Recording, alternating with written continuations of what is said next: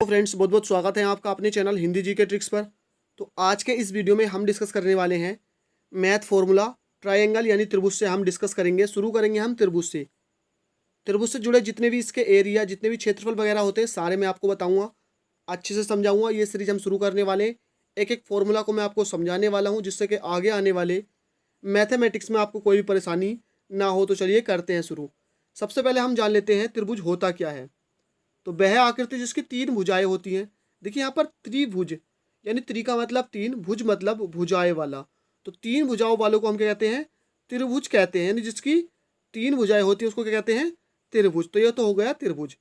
अब बात करते हैं टाइप्स ऑफ त्रिभुज यानी टाइप्स ऑफ ट्रायंगल। कितने तरह के त्रिभुज होते हैं?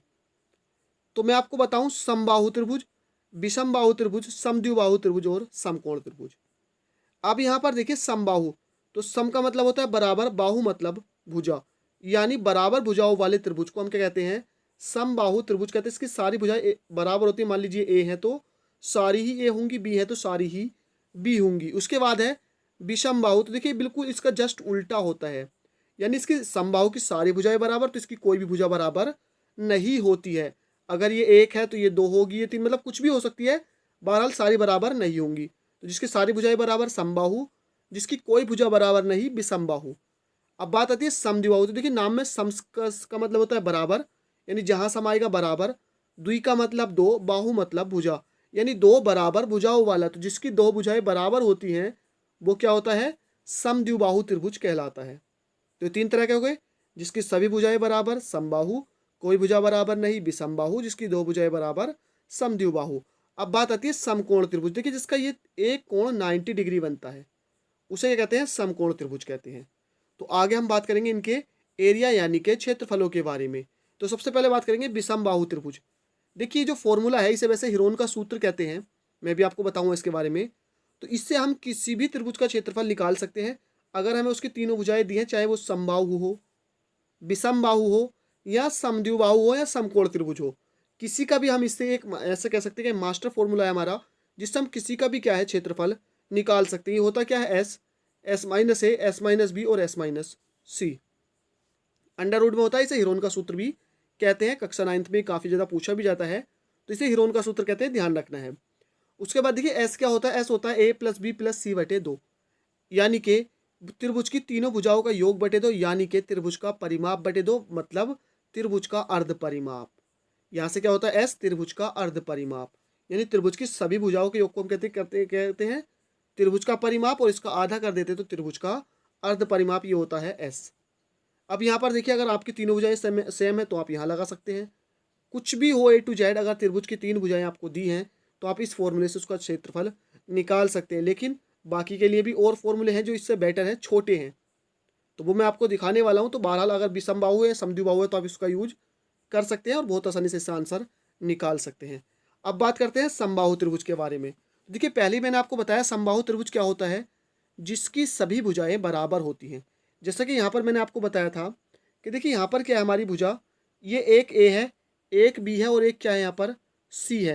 यानी सारी भुजाएं यहाँ पर अलग अलग हैं यहाँ पर। लेकिन समबाहु में क्या होता है? सारी भुजाएं सेम होती हैं, तो हमने सारी भुजाएं क्या मान ली? यहाँ पर ए मान ली।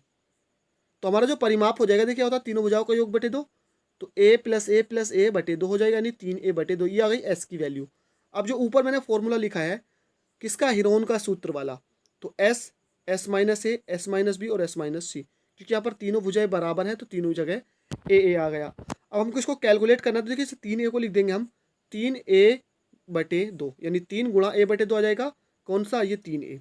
यहाँ से एलसीएम लेंगे, इसका हो जाएगा 3a माइनस 2a बटे दो, तो 3a में से 2a जाएगा, कितना बचेगा? a बटे दो। ऐसे यहाँ से a बटे दो, ऐसे ही यहाँ से a बटे दो। अब देखिए एक ये a बटे दो बना, इसका जोड़ा, और 1/2 यहाँ से बाहर, तो क्या हो गया? ए स्क्वायर बटे 4 आ गया हमारा बाहर, और अंदर रह गया अंडर रूट 3।